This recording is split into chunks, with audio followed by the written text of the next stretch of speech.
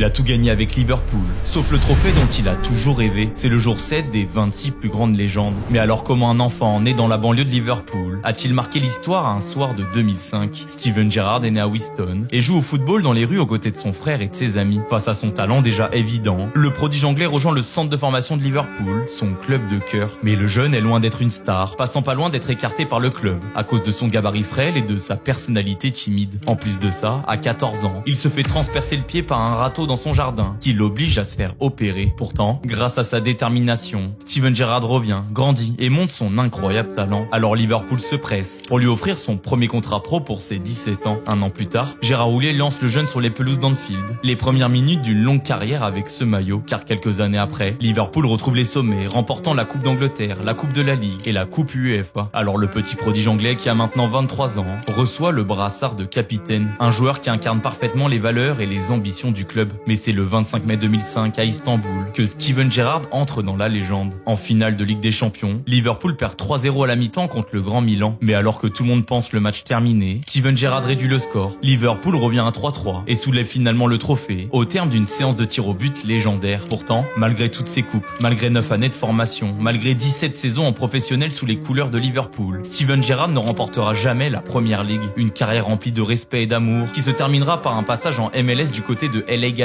avant de poursuivre en tant qu'entraîneur.